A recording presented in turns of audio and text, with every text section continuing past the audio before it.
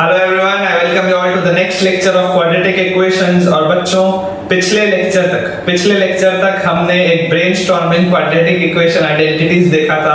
और आज के लेक्चर में बच्चों हम अपना थ्योरेटिकल पोर्शन थोड़ा और आगे बढ़ाएंगे और उसके बाद उस थ्योरी पे बेस्ड किस तरीके के सवाल हमारे पास आ सकते हैं हम वो भी देखेंगे। तो देखो, अगर अपने को बेटा यहाँ पे कंडीशन ऑफ कॉमन रूट्स देखना है। अपना जो टॉपिक क्या है, that is condition of common roots. अब बात ये आती है कि कंडीशन ऑफ कॉमन रूट्स का मतलब क्या है। बोलने का बेटा जो मेरा मतलब है वो ये है कि अगर मान लो बेटा मेरे पास दो क्वाड्रेटिक इक्वेशन है, a1x² plus b1x plus c1 equal to 0 and a2x² plus b2x plus c2 equal to 0।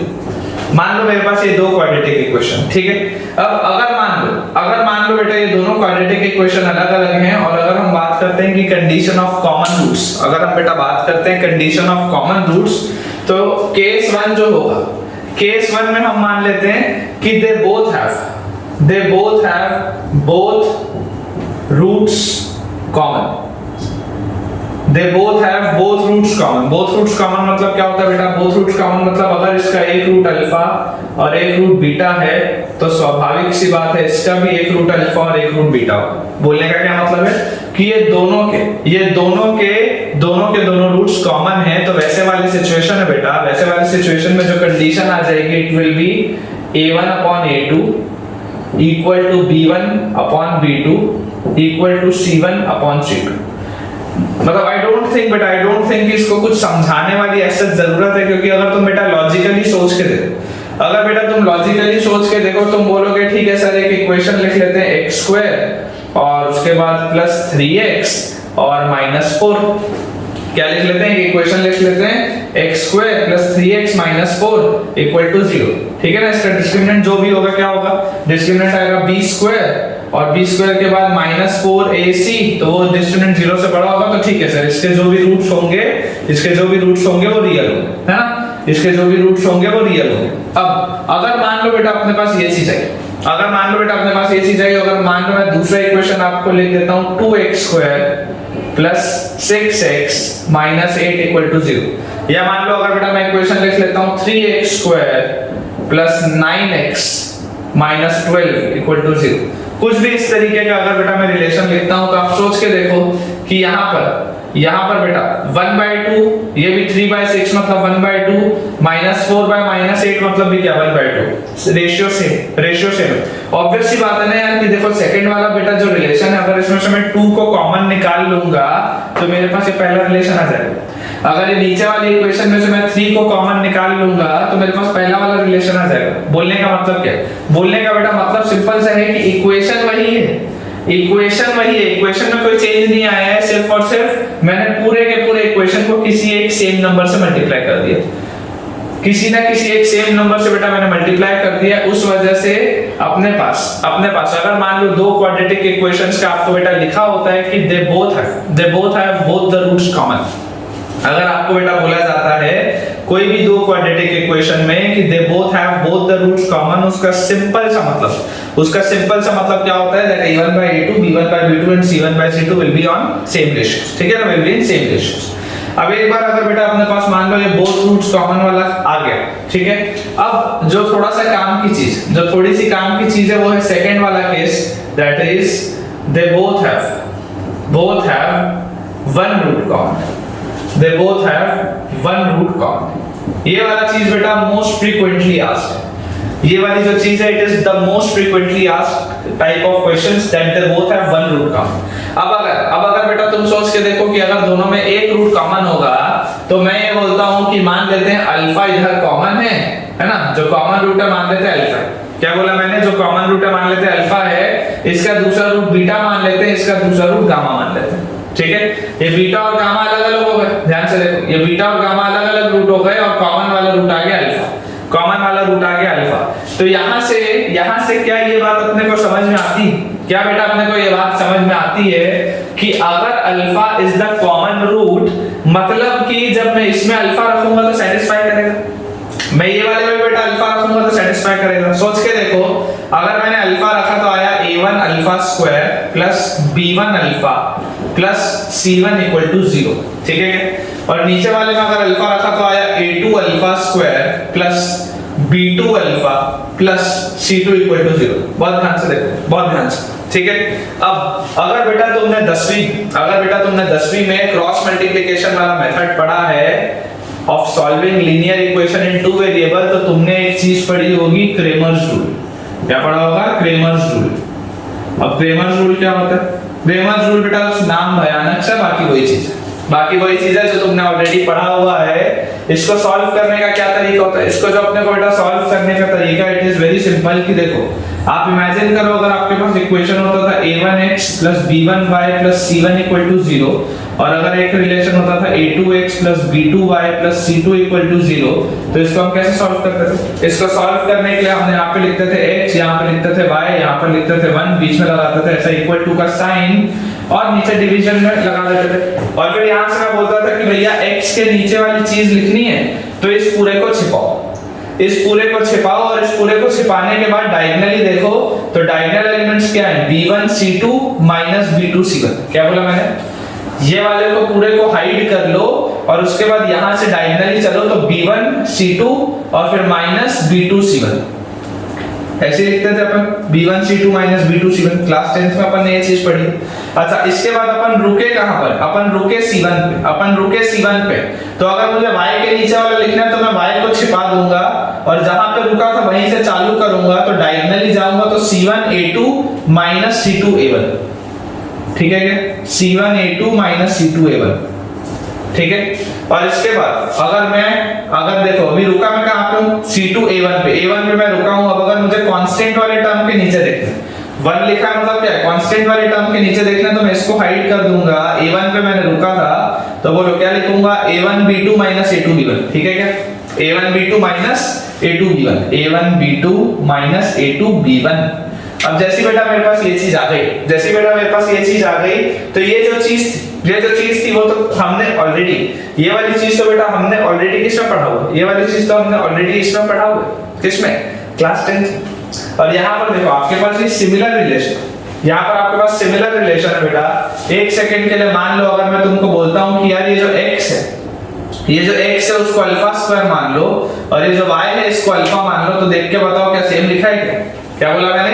ये जो x है इसको अल्फा स्क्वायर मान लो, और ये जो y है इसको अल्फा मान लो, तो सेम चीज लिखी है। मतलब अगर बेटा मैं तुमको बोल दूं कि हमने ऑलरेडी ये चीज पढ़ी हुई है, x को आप रिप्लेस कर दो अल्फा स्क्वायर से, y को आप रिप्लेस कर दो अल्फा से, तो जो रिलेशन आएगा दिस इज क्रेमर्स रूल, ठीक है। और यहां से बेटा आप डायरेक्टली वैल्यू निकाल सकते हो अल्फा की, यहां से आप डायरेक्टली अल्फा की वैल्यू निकाल सकते हो। अगर आप देखोगे बेटा, तो ध्यान से देखो, मैं आपको बताता हूं कि हमारे पास आ जाएगा, यहां पर देखो alpha will be equal to, बोलो क्या लिख सकता हूं? c1a2 - c2a1, c1a2 - c2a1 upon ये वाली चीज बेटा यहां गई, और नीचे क्या लिखा है? a1b2 - a2b1, ठीक है क्या? अल्फा की एक वैल्यू तो इसको लिया, अगर मैंने ये वाला रिलेशन मान लो उठा लिया, तो अल्फा की वैल्यू निकले। सिमिलरली बेटा अगर मैं तुमको बोलता हूं कि let us take these two equations, और अगर मान लो अगर ये वाली बेटा दोनों इक्वेशन ले लें, तो जो अल्फा का वैल्यू आएगा this will be equal to, ध्यान से देखो, ये अल्फा से एक अल्फा कटा, तो alpha will be equal to b1 c2 - b2 c1 upon नीचे क्या है? c1a2 - c2a1, ठीक है क्या? और जैसी बेटा अपने पास ये चीज आ गई कि अल्फा की देखो ये दो वैल्यूज आ चुकी है ना, आपको अल्फा इधर से निकालना है, आपकी इच्छा, सेम आंसर आएगा। अभी अपन करेंगे, जब बेटा कभी काफी सारे सवालों की प्रैक्टिस करेंगे तो ये सब आएगा, वेरी इजी।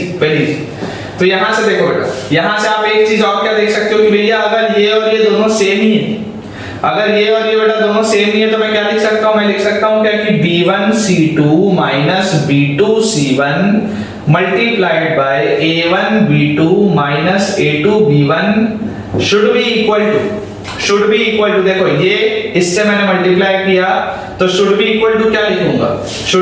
बेटा मैं लिखूंगा c1a2 - C2A1 का होल स्क्वायर, क्या लिखूंगा, इस पूरे का होल स्क्वायर, ध्यान से देखो, C1A2 minus C2A1, C1A2 minus C2A1, उसका आगे होल स्क्वायर, उसका क्या आ गया, होल स्क्वायर आ गया। तो ये बेटा अपने पास कंडीशन होती, अगर आपके पास दो रूट्स कॉमन, अगर आपके पास दो क्वाड्रेटिक इक्वेशन में दो रूट्स कॉमन है तो A1/A2 B1/B2 और C1/C2 सेम होता है। अगर आपके पास बेटा क्वाड्रेटिक इक्वेशन में सिर्फ और सिर्फ एक रूट कॉमन है तो ये कंडीशन होती है। अब आपको ये रटना नहीं, आपको ये याद नहीं रखना है, हमको सिर्फ और सिर्फ मेथड याद रखना है कि ठीक है भैया क्रेमर्स रूल लगा करके सॉल्यूशन तो निकल आएगा। इस चीज को रटने की जरूरत नहीं है। ध्यान सिर्फ और सिर्फ हमको अभी क्या रखना है, ध्यान अपने को सिर्फ और सिर्फ रखना है दो वाले अगर अपने पास दोनों रूट सेम होता है तो A1A2 B1/B2 और C1/C2 सेम रेशियो में होता है। और ये वाले का अपने को बेटा सिर्फ और सिर्फ तरीका ध्यान रखना है, इस रिजल्ट को कोई भी बच्चा नहीं रटेगा। ठीक है बच्चों, ध्यान से देखो, ये पहला सवाल है सेम कंसेप्ट पे, पहला सवाल है सेम कंसेप्ट पे। सवाल में लिखा हुआ है if equations 3x² + 4kx + 2 = 0 and 2x² + 3x - 2 = 0 have one root in common, find k। Same सवाल है, सेम कंसेप्ट है। और अगर अपने को मान लो बेटा इसको सॉल्व करना है तो सबसे पहले जो मेरा कीवर्ड है वो क्या है, वन रूट। पहला कीवर्ड क्या है, वन रूट। अगर इसमें बेटा वन रूट कॉमन है तो देखो एक तो क्या तरीका है, एक तो तरीका है भैया क्रेमर्स रूल लगाओ और आगे बढ़ जाओ। हमने अभी वही पढ़ा है तो चलो पहले मेथड अपन 1 देख लेते हैं। अगर मैं इसमें क्रेमर्स रूल लगाऊंगा तो मैं इसको लिखूंगा 3x² + 4kx + 2 = 0। ये आगे मेरा पहला रिलेशन। और दूसरा रिलेशन मेरे पास लिखा हुआ है 2x² + 3x - 2 = 0। ये आ गया बेटा मेरे पास दो रिलेशन। और इसके बाद अगर मुझको पता है कि अगर इसका एक रूट अल्फा है और इसका भी मान लो अगर एक रूट अल्फा है तो मैं बहुत आसानी से ये चीज लिख सकता हूं कि अल्फा स्क्वायर, यहां पर अल्फा, यहां पर 1, बीच में इक्वल टू का साइन, यहां पे एक लाइन, यहां पे एक लाइन, यहां पे एक लाइन। और इसके बाद मैं क्या करूंगा, इसके बाद देखो अगर अल्फा यहां होता तो यहां पे अल्फा स्क्वायर वाले टर्म आते ना, यहाँ पे क्या आता है, अल्फा स्क्वायर वाले टर्म आते हैं। तो मैंने इसको किया हाइड, है ना, इसको छिपा लो। अब इसको जैसे ही अपन ने छिपाया, ध्यान से देखो बेटा डायगोनल एलिमेंट ये 4k जो है, ये जो 4k है वो किससे मल्टीप्लाई होगा, -2 से। तो क्या आ जाएगा, -8k। क्या आ जाएगा, -8k। और उसके बाद सब्ट्रैक्ट क्या होगा, बोलो सब्ट्रैक्ट क्या होगा, ये 3 और 2, 3 × 2 कितना होता है 6। तो इसमें से 6 को आपने सब्ट्रैक्ट कर दिया, पहली चीज। अच्छा, यहाँ पर आप रुके थे, बीच वाले टर्म को मैंने हाइड किया क्योंकि अगर मैं अल्फा रखूंगा तो यहाँ पे अल्फा आएगा। ये बीच वाले मैंने टर्म को हाइड किया, मैं यहाँ पर रुका था तो 2 × 2 4, पहली बात, माइनस, फिर यहाँ से यहाँ जाऊंगा तो -2 × 3 कितना होता है, -6। तो यहाँ पर ने लिख लिया -6 अपॉन, चलो यहाँ पर देखो कांस्टेंट वाला टर्म, यहाँ पर अपन रुके थे तो जैसे ही आप जाओगे तो 3 से 3 मल्टीप्लाई होगा 9, माइनस उल्टा जब गया तो 2 से 4 के मल्टीप्लाई हुआ 8k। As simple as that लिख लिया भैया क्रेमर्स रूल। और एक बार मैंने अगर क्रेमर्स रूल लिख लिया, अगर एक बार बेटा मैंने क्रेमर्स रूल लिख लिया तो यहाँ से मैं क्या बोल सकता हूँ भैया, अल्फा जो आएगा वो आएगा 4 + 6 10 अपॉन 9 - 8k।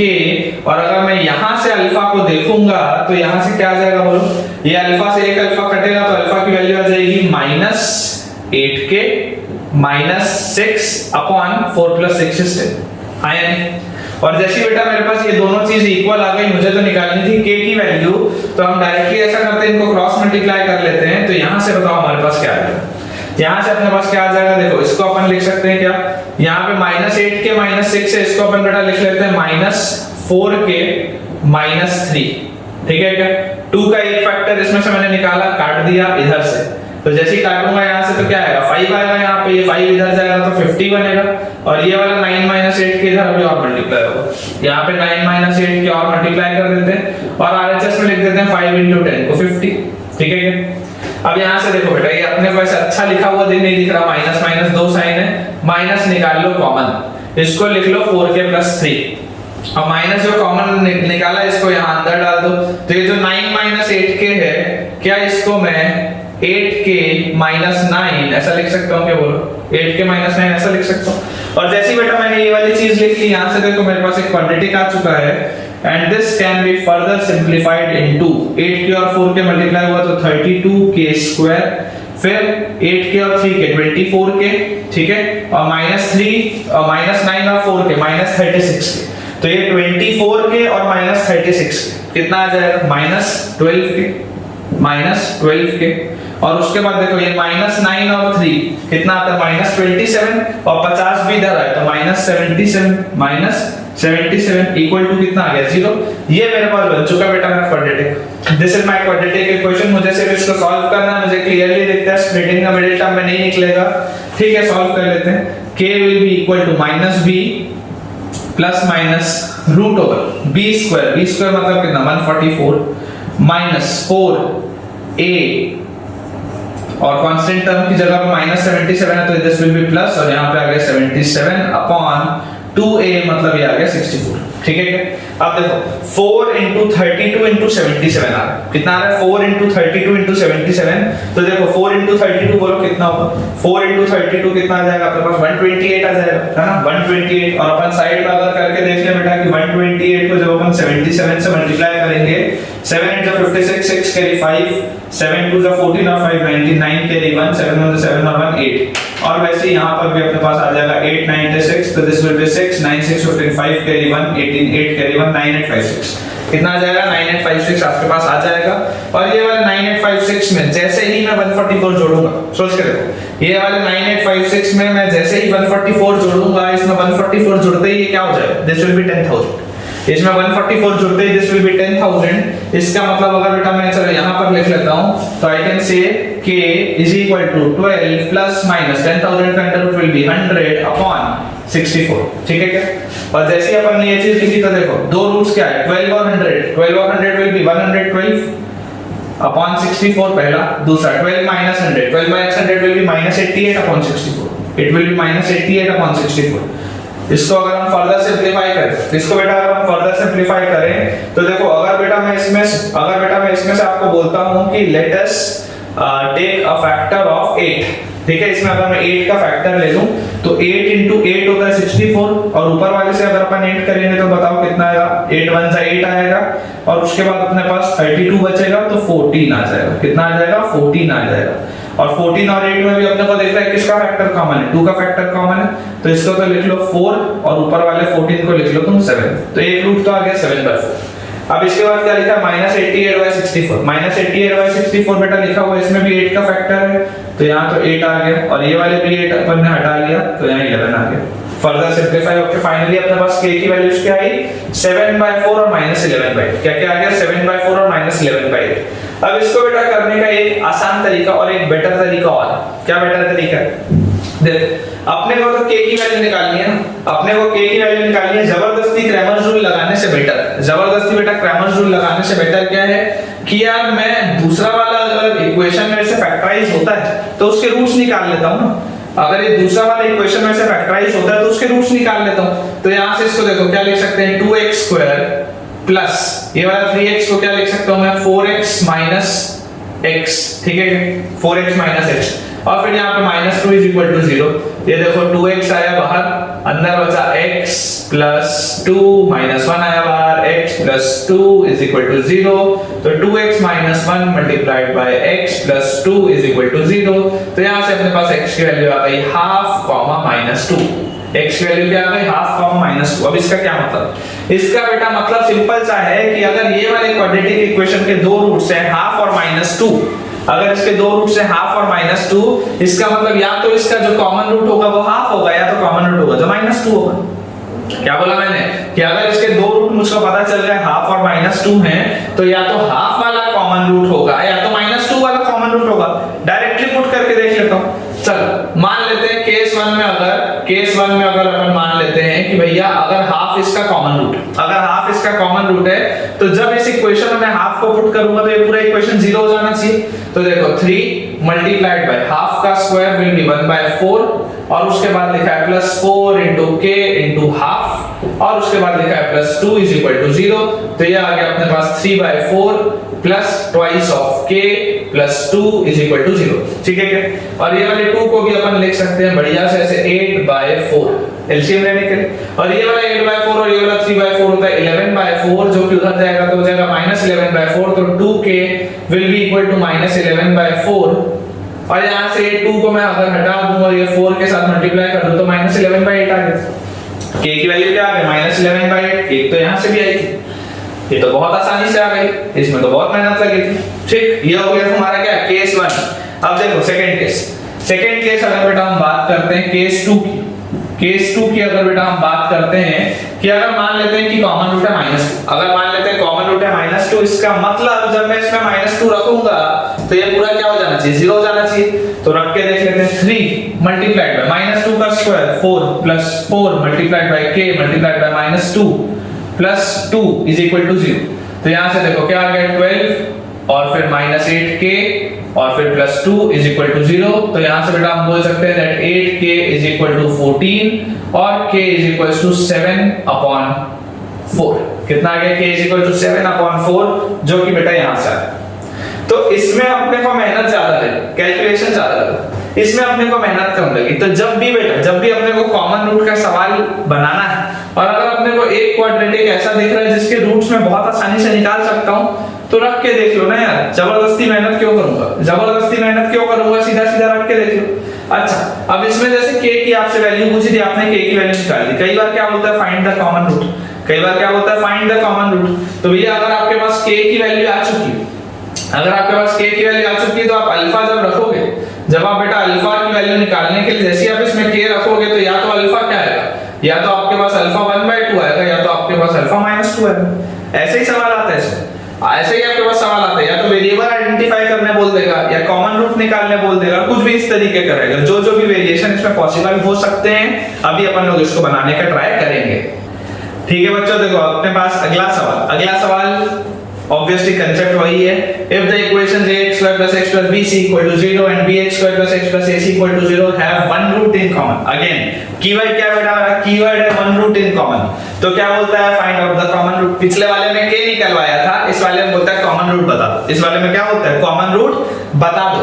तो यहां पे देखा बेटा क्या करेंगे, वापस वही लिखेंगे ax² + x + bc = 0 और उसके बाद मानेंगे यहाँ पे bx² + x + ac = 0। ठीक है, और यहाँ पर अपने को बोला जाता है कि अगर इसका एक रूट कॉमन है तो कॉमन रूट मान लेते हैं आगे क्या, अल्फा है ना। तुमको बीटा गामा जो मानना मान सकते हो यार, कॉमन रूट को जो मान सकते हो, फर्क नहीं पड़ेगा। ठीक है, तो अगर मान लो इसमें मैं कॉमन रूट मान लेता हूं अल्फा, अगर मान लो इसमें बेटा मैं कॉमन रूट मान लेता हूं अल्फा, तो बाय क्रेमर्स रूल, क्योंकि इसमें मेरे को रूट तो दिखाई दे नहीं रहा, मुझको रूट तो दिखाई नहीं दे रहा, तो bye Cramer's rule I can से कि अल्फा स्क्वायर, यहां पे लिखा अल्फा, यहां पे लिखा 1, बीच में लगाया इक्वल टू का साइन, यहां पे एक लाइन, यहां पे दूसरी लाइन, यहां पे तीसरी लाइन। और इसके बाद मैंने बोला कि जैसे ही मैंने अल्फा स्क्वायर लिखा तो मैं इसको हाइड कर दिया, और इसको हाइड करने के बाद मैंने बोला भैया 1 * AC - 1 * BC। सोच के देखो क्या बोला मैंने, 1 * AC - 1 * BC। तो क्या इसको मैं AC - BC ऐसा बोल सकता हूं? ठीक है, रुका कहां पे मैं रुका BC। ठीक है, अब अल्फा अगर मेरे को निकालना है तो बेटा मैं इसको बोलूंगा BC * B minus AC * A। सोच के देखो BC * B minus AC * A। ठीक है, क्या BC * B मतलब क्या हो जाएगा, B²C माइनस AC * A मतलब क्या हो जाएगा, A²C। ठीक है, क्या रुका कहां पे मैं, AC * A पे बेटा मैं रुका। अब अगर मैं कांस्टेंट वाले टर्म के नीचे निकाल रहा हूं तो क्या मैं बोल सकता हूं, A * 1 - B * 1। सोच के देखो, A * 1 - B * 1। ठीक है, क्या तो मतलब A - B। As simple as that बेटा। आप जितना जल्दी ये लिखना सीख जाओगे उतना आप एडवांटेज में रहोगे। तो चलो यहां से अगर अपने को अल्फा की वैल्यू निकालनी है, I can use alpha is equals to, यहां पर इसको ले जाते हैं b²c - a²c / a - b। ठीक है, क्या बोलो। और इन दोनों में मुझको बहुत आसानी से दिखाई देता है कि भैया दोनों में c कॉमन है, तो c को तो बाहर निकाल लो। अंदर लिख लो b² - a², अंदर क्या लिख लो b² - a² और b² - a² को भी फर्दर क्या लिखा जा सकता है, b - a * b + a upon a - b। आया नहीं, बोलो। ठीक है, क्या और अपने को एक चीज पता है कि अगर ऊपर लिखा हुआ है b - a, अगर नीचे लिखा हुआ है a - b, तो ये दोनों हो जाएगा कैंसिल आउट और बाहर एक आ जाएगा माइनस साइन। पता है ना यार, इतना तो माइनस साइन बाहर आ जाएगा। ठीक है ना, तो यहाँ पे अपने पास बताओ अल्फा की वैल्यू कितनी आ गई, alpha comes out to be -c × b + a, -c × b + a। ठीक है, ये चीज अपने पास आ गई। अब एक बार बेटा अपन ऐसा करते हैं, कई बार क्या होता है ना, कई बार जो बच्चों से मिस्टेक हो जाता है, अगर ये ऑप्शन तुम्हारे पास, अगर ये सवाल तुम्हारे पास सिंगल करेक्ट में आया होता और अगर ये ऑप्शन दिख रहा होता तो कोई दिक्कत नहीं, पर अगर ये सवाल तुम्हारे पास मोर देन वन करेक्ट में होता, क्या बोला मैंने, अगर ये सवाल तुम्हारे पास मोर देन वन करेक्ट में होता तो बेटा मैं तुमको ये सजेस्ट करता कि ऐसा करो कि अल्फा को ये वाले रिलेशन से भी एक बार निकालने का ट्राई करो। कई बार क्या होता है बेटा, वेरिएबल में गड़बड़ा जाता है मामला। कई बार क्या होता है कि वेरिएबल अगर मान लो दिया हुआ है, अब हो सकता है एबीसी में कोई और भी रिलेशन होता हो जो मेरे को नहीं पता। जैसे मान लो सॉल्व करने के बाद तुम्हारे पास आ गया that b + a = c, suppose, मेरे को नहीं पता आएगा या नहीं, लेकिन मान लो अगर सॉल्व करने के बाद तुम्हारे पास अगर आ जाए b + a = c, तो तुम्हारा अल्फा तो -c² भी हो गया। अगर मोर देन वन करेक्ट में एक ऑप्शन दिया होगा -c², तो तुम तो बेटा कट गए ना, तुम्हारे तो नंबर कट गए पूरे के पूरे। तो सिंपल सी क्या बात है कि भैया एक बार अगर यहां से मेरे को अल्फा निकालते बनता है, निकाल के देख लेता हूं ना यार, क्या फर्क पड़ जाएगा, 1 मिनट तो लग जाएगा। तो यहां से देखो अल्फा से यार अल्फा कटा, तो यहां अल्फा बचा 1 और इसकी वैल्यू आ जाएगी AC - BC अपॉन क्या चीज, AC - BC upon B²C - A²C, and this could be further written as, अगर हम ले ले C बाहर तो अंदर आ जाएगा A - B अपॉन, यहां पर आप देखो बेटा C बाहर अंदर आ जाएगा B² - A², जिसको मैं लिख सकता हूं B - A * B + A, ठीक है क्या। और यहां से बोलो क्या आ गया, ये C से C कैंसिल आउट हो गया, A - B से B - A गया तो एक माइनस साइन आ गया, तो ये आ गया अपने पास -1/a + b। लो भाई अलग आ गया, ये अल्फा क्या आ गया, अल्फा की बेटा वैल्यू आ गई आपके पास -1/a + b। अल्फा की क्या वैल्यू आ गई, -1/a + b। इधर अल्फा की क्या वैल्यू थी, -c * b + a, दोनों अलग अलग हैं। तो अगर मोर देन वन करेक्ट में होता तो तुम्हारा ये भी आंसर हो सकता था, यू नेवर नो। अगर मोर देन वन करेक्ट में होता तो तुम्हारा ये भी आंसर हो सकता था, ये भी आंसर हो सकता था। इसलिए बेटा मैं तुमको बोल रहा हूं कि कभी भी अगर वेरिएबल वाला होता है सवाल तो रिस्क नहीं लेना है। वेरिएबल वाले सवाल में कभी भी रिस्क नहीं लेने का, हमेशा एक बार अपने को क्रॉस चेक कर लेना है।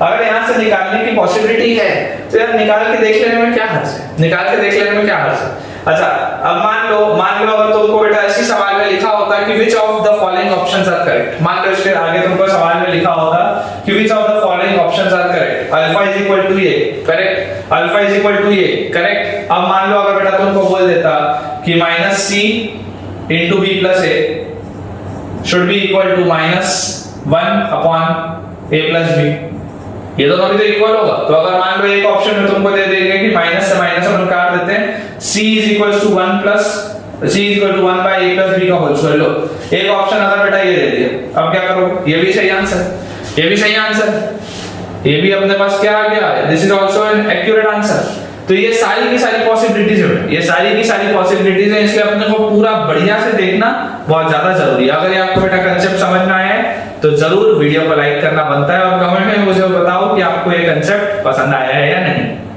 अगला सवाल बेटा अपने सामने लिखा हुआ है, बेहद आसान सवाल है, बेहद आसान सवाल है। इसमें लिखा है if the equation x² - 4x + 5 = 0 and x² + ax + b = 0 have both roots common। both roots तो बहुत आसान होता है, बहुत आसान होता है, दोनों इक्वेशन सेम होगा, दोनों इक्वेशन सेम होगा। क्यों सेम होगा बोलो, पहला इक्वेशन है x² - 4x + 5 = 0, दूसरा इक्वेशन है x² + ax + b = 0। ये बेटा दोनों के दोनों इक्वेशन सेम। अब अगर दोनों के दोनों इक्वेशन सेम है तो आप एक सिंपल सी बात सोचो, आप एक सिंपल सी बेटा बात सोचो कि both of these equations are same. If both of these equations are same और अगर इनके मतलब अगर बेटा इनके दोनों के रूट सेम, अगर ये अल्फा और बीटा था और अगर ये भी अल्फा और बीटा था और अगर x² का कोफिशिएंट भी सेम, अगर x² का कोफिशिएंट भी सेम है तो बहुत सिंपल सी बात है ना यार, a को -4 होना पड़ेगा और b को 5 होना पड़ेगा, और कोई ऑप्शन नहीं है। a1/a2 = b1/b2 = c1/c2, a1/a2 तो 1 आ गया, तो b1/b2 भी क्या होगा, सेम होगा ना, ये तो सेम होगा और कोई ऑप्शन नहीं। अब इस सवाल में बेटा देखो, इस सवाल में देखो, यह सवाल तो हो गया, ये और भी निकल गया। इस सवाल में देखो एक बढ़िया मैं तुमको चीज बताता हूं। इमेजिन करो कि अगर मैं बोलता कि both have one root common, possible है क्या? इज इट पॉसिबल, ऐसा लिख लेते हैं, is it possible that both have one root common if a, b belongs to, चलो मान लेते हैं रैशनल नंबर, ये भी रैशनल नंबर यहाँ पे भी दिए हुए हैं, a, b अगर रैशनल नंबर है तो पॉसिबल है क्या कि दोनों में एक रूट कॉमन हो। तो आप बेटा सोच के देखो कि जो ऊपर वाला इक्वेशन है, ऊपर वाले इक्वेशन का डिस्क्रिमिनेंट क्या है, ऊपर वाले इक्वेशन का डिस्क्रिमिनेंट क्या है? अगर बेटा मैं इसका डिस्क्रिमिनेंट की आपको बात करता हूं तो discriminant will be b square minus 4ac, तो माइनस 4 का होल स्क्वायर माइनस 4a और c की जगह 5, तो this is 16 minus 20 which is obviously less than 0, which is obviously less than 0। आपके पास डिस्क्रिमिनेंट क्या है? डिस्क्रिमिनेंट नेगेटिव, डिस्क्रिमिनेंट जो है बेटा वो आपके पास नेगेटिव है। इसका मतलब अगर यहां पर देखो ये a b और c जो आपके कोफिशिएंट्स होते हैं, इफ दीज आर बेटा रियल नंबर्स, है ना, अपन ने ये प्रॉपर्टी पढ़ी है, if these are real numbers, और अगर आपके पास डिस्क्रिमिनेंट लेस देन 0 आ गया, इसका मतलब क्या होता है? इसका मतलब होता है बेटा कि आपके जो रूट्स होंगे they will occur in complex conjugate, roots will occur in complex conjugate. ठीक है क्या? ध्यान से सोचो। और जैसे ही बेटा ये कॉम्प्लेक्स कॉन्जुगेट में आ गए रूट्स, तो ये तो हमेशा कॉम्प्लेक्स कॉन्जुगेट में होगा। अब अगर एक रूट सेम आ गया तो दूसरा रूट को तो सेम होना पड़ेगा। सोच के देखो, यहाँ पर अगर मैं तुमको बोलता हूँ दूसरे वाले इक्वेशन में कि a और b भी क्या है? a और b भी रैशनल नंबर है। अब अगर a और b भी रैशनल नंबर है तो ये वाले इक्वेशन का अगर एक रूट कॉम्प्लेक्स का है, अगर एक रूट कॉम्प्लेक्स का है तो दूसरे को भी क्या होना पड़ेगा? कॉम्प्लेक्स कॉन्जुगेट में आना पड़ेगा। क्योंकि इसका भी अगर हम बोलते हैं डिस्क्रिमिनेंट 0 से छोटा है, इफ इसका भी अगर हम बोलते हैं बेटा डिस्क्रिमिनेंट 0 से छोटा है, मान लो ये वाली भी कंडीशन दी हुई है कि यहाँ पर देखो b स्क्वायर माइनस 4ac जो मैं लिखूंगा तो a square minus 4b is less than 0, ऐसा मान लो। एक कंडीशन और मान लो सवाल में कि इसका डिस्क्रिमिनेंट 0 से छोटा आपको दिया हुआ है, a square minus 4b is less than 0 आपको दिया हुआ है, तो ये पॉसिबल नहीं होगा बेटा फिर एक रूट आना पॉसिबल नहीं होगा, क्योंकि दोनों ही हमेशा ही सेम आएंगे, क्योंकि इसका भी कॉम्प्लेक्स कॉन्जुगेट होगा, इसका भी कॉम्प्लेक्स कॉन्जुगेट होगा, और अगर दोनों में एक रूट कॉमन हो गया तो दूसरे को कॉमन होना पड़ जाएगा, है ना। इस तरीके का भी अपने को एनालिसिस करना आना चाहिए, है ना। कॉम्प्लेक्स कॉन्जुगेट में ही अकर करेगा। अगर अपने को मान लो दूसरे वाले में दिया होता कि a और b रैशनल है और a square minus 4b is less than 0, तो इसमें ये वाली चीज कभी भी पॉसिबल नहीं होती कि दोनों में एक रूट कॉमन है। हमेशा जो कंडीशन आ जाती वो ये होती कि दोनों के दोनों रूट सेम। ठीक है बेटा, अगला सवाल देखो, ये थोड़ा सा डिफरेंट सवाल है। इसमें लिखा है the quadratic equation x2 + bx + c = 0 and x2 + cx + b = 0 where b is not equal to c have a common root, then find the equation of their uncommon roots। अब अभी तक क्या हुआ था? अभी तक जो हम सवाल कर रहे थे उसमें हमने अनकॉमन रूट्स की कोई जिक्र नहीं की, उसकी हमने कोई बात नहीं की, लेकिन ये वाले बेटा सवाल में आपको बोला जा रहा है कि अनकॉमन रूट्स जो है उसका इक्वेशन बताओ। तो यहां से देखो बेटा, अपने पास लिखा हुआ है x² + bx + c = 0, ये पहला रिलेशन, और दूसरा रिलेशन मेरे पास लिखा हुआ है x² + cx + b = 0। अब ये जो ये दोनों रिलेशन मुझको क्या बोला गया? ये दोनों रिलेशन बेटा मुझको बोला गया कि they both have a common root. मान लेते हैं इसका अल्फा है, इसका भी एक अल्फा है, मान लेते हैं, और मान लेते हैं इसका दूसरा रूट है बीटा, और मान लेते हैं इसका दूसरा रूट है गामा। तो मेरे को क्या बताना है? मेरे को बेटा बताना है कि equation of their uncommon roots. तो अनकॉमन रूट्स कौन सा? बीटा और गामा। मतलब I have to find out x² - beta + gamma times x + beta gamma = 0। मुझको ये बताना है, और मेरे पास ये दिया हुआ है कि दोनों में एक रूट कॉमन है। तो जैसे ही इसको बेटा मैं सॉल्व करूंगा, अगेन क्रेमर्स इक्वेशन हम लगाएंगे, α² α1 इक्वल टू एक डैश, दूसरा डैश, तीसरा डैश। इतना तो आ गया होगा अभी तक। अब देखो, जैसे ही आप बेटा इसको हाइड करोगे, मैं बोलूंगा, मैं लिखूंगा b² - c², हां या नहीं? ध्यान से देखो, मैं लिखूंगा b² - c², तो यहां तो लिख लिया b² - c²। अच्छा, इसको जैसे मैंने हाइड किया तो मैं यहाँ c पे रुका था, तो मैं लिखूंगा यहां पर क्या चीज? c - b। सोच के देखो, मैं लिखूंगा c - b, और जैसे बेटा यहाँ पे मैंने c - b भी लिख लिया, मैं यहाँ पर रुका था, जब मैंने c - b बोला था तो मैं यहाँ पर रुका था। अब जब मैं कांस्टेंट वाले टर्म को हाइड करूंगा तो I write again c - b, I again write what? c - b। देखो यहाँ पर मैं रुका था तो c - b। ये तो बढ़िया आ गया, क्यों? क्योंकि जैसे मैं ये वाले रिलेशन को ले लूंगा तो अल्फा की वैल्यू तो सीधी आ जाएगी 1। तो यहां से आप बेटा क्या बोल सकते हो? यहां से आप एक चीज बोल सकते हो, देखो, जैसे ही आपने अल्फा की वैल्यू 1 लिखी, तो यहां से देखो प्रोडक्ट ऑफ रूट्स, पहले वाले इक्वेशन में alpha * beta product of roots वो क्या होता है? c/1 प्रोडक्ट ऑफ फ्रूट्स क्या होता है c by 1। अच्छा, क्योंकि अल्फा की वैल्यू 1 है, क्योंकि अल्फा की वैल्यू 1 है तो I can say that beta will be equal to c। I can clearly say that beta will be equal to c। अब देखो सेकंड वाला जो रिलेशन है, सेकंड वाले रिलेशन में बेटा beta sorry alpha into gamma, product of fruits is alpha into gamma, और ये कितना आ जाएगा constant term upon coefficient of x square that is equal to b, that is equal to b। तो यहां से देखो क्योंकि अल्फा की वैल्यू 1 है तो मेरे पास गामा की वैल्यू कितनी आ गई, गामा की वैल्यू आ गई b। अब एक बार अगर मेरे पास बीटा की वैल्यू c आ चुकी है, गामा की वैल्यू b आ चुकी है, अगर मैं इसमें सब्स्टिट्यूट कर दूं तो x square minus sum of roots beta plus gamma मतलब b plus c times x plus product of roots beta into gamma that is bc is equal to 0। कई सारे बच्चे इतने में अपना जवाब छोड़ देंगे। अब अगर आपने बेटा इतने में अपना जवाब छोड़ा तो ये एक्यूरेट नहीं है, ये एक्यूरेट नहीं है। क्यों एक्यूरेट नहीं है? ये वाली चीज इस वजह से एक्यूरेट नहीं है बिकॉज़ हमने यहां से तो देखा ही नहीं अल्फा क्या आ रहा था, हमने सिर्फ ये देख लिया कि अल्फा की वैल्यू 1 आई और हमने सॉल्व कर लिया। लेकिन अभी अभी मैंने आपको बताया है कि जब भी वेरिएबल वाला सवाल हो दूसरी एक बार चीज जरूर देखो, दूसरी एक बार चीज जरूर देखो निकाल के। तो अगर बेटा मैं यहां से सॉल्व करूंगा तो देखो alpha will be equal to ये एक अल्फा से स्क्वायर कटा, alpha will be equal to b square minus c square upon c minus b, b square minus c square upon c minus b, और this b square minus c square can be written as b minus c into b plus c। b square minus c square को क्या लिख सकते हैं, b minus c into b plus c। अब देखो ये b minus c और c minus b कटा विद अ माइनस साइन, तो अल्फा की वैल्यू आ गई बेटा minus times of b plus c। Alpha की वैल्यू क्या आ गई, minus times of b plus c। और ये वाला ही जो अल्फा है, ये वाला ही जो अल्फा है ये किसके बराबर था, ये 1 के भी बराबर था। ये वाला जो minus times of b plus c आया है ये अल्फा किसके और बराबर था, अल्फा तो 1 के भी बराबर था।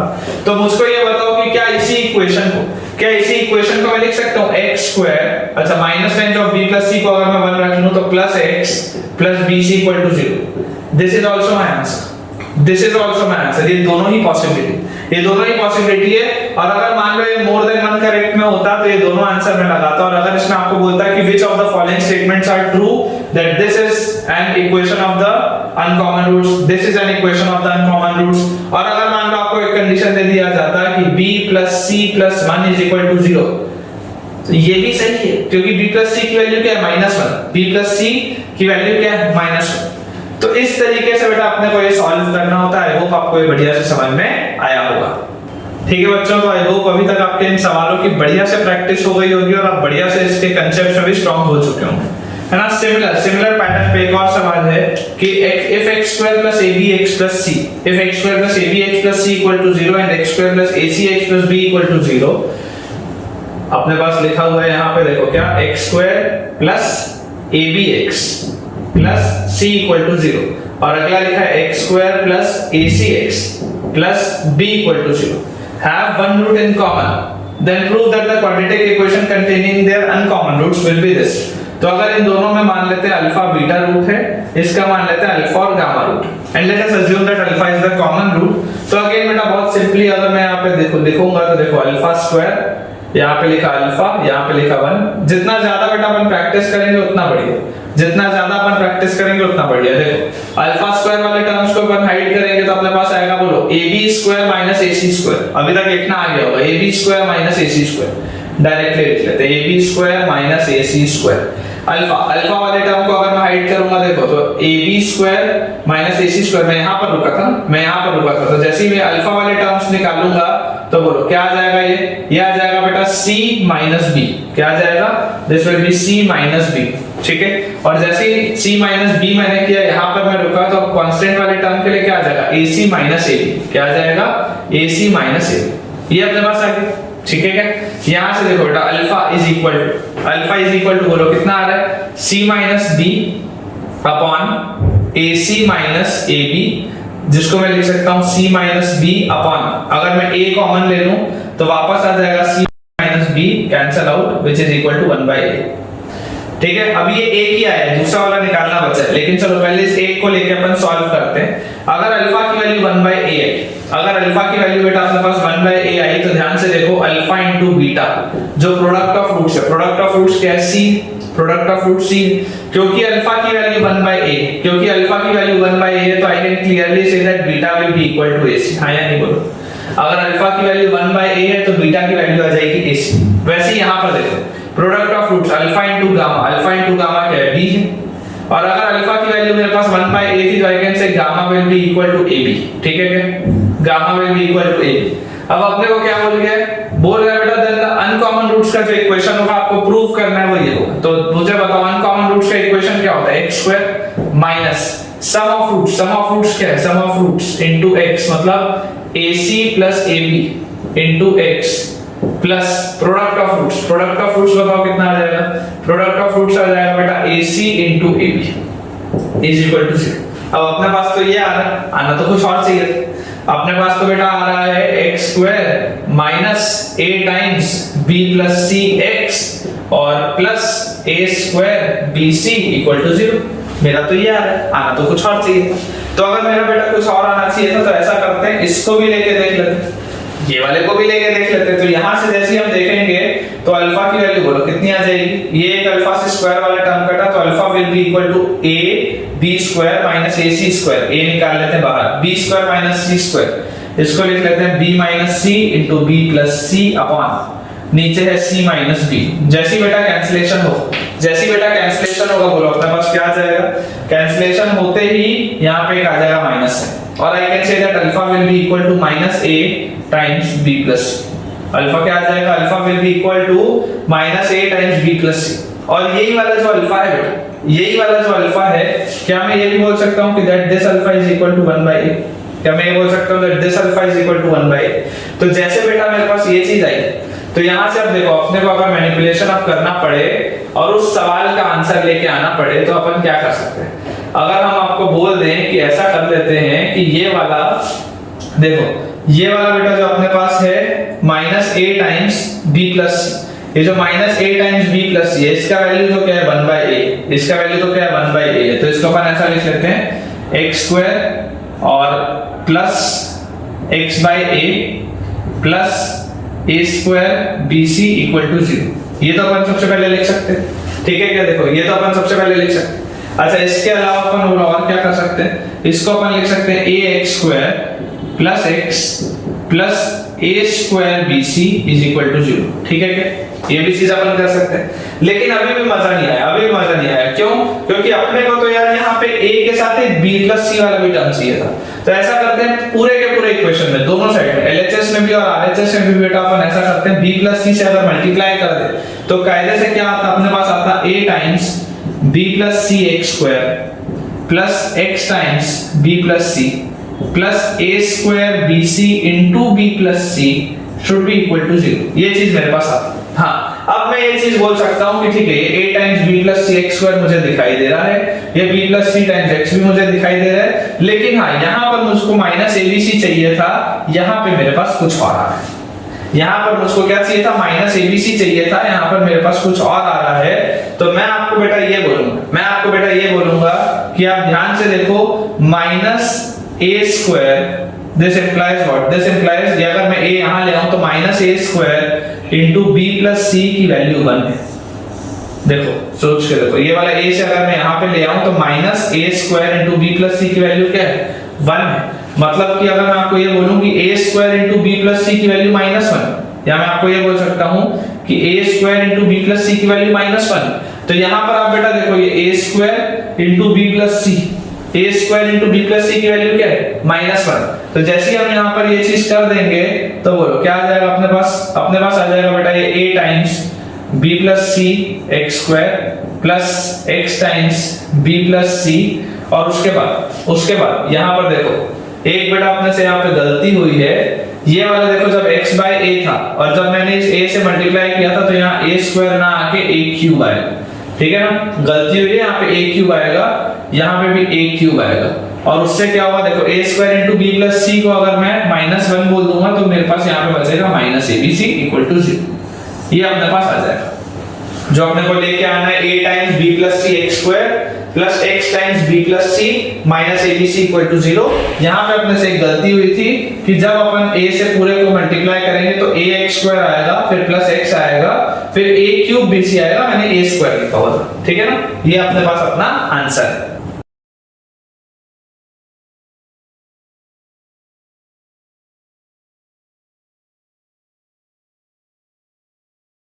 सो ठीक है बच्चों, आई होप आपको आज का लेक्चर पूरा का पूरा बढ़िया से समझ में आया होगा, और अगर आपको आज का लेक्चर पसंद आया है तो वीडियो को लाइक करना बहुत जरूरी।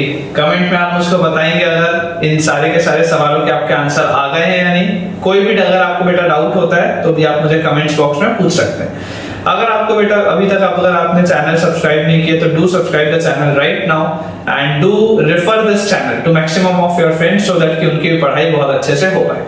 जब तक हमारा अगला लेक्चर नहीं आता तब तक के लिए thank you all very much for watching this video.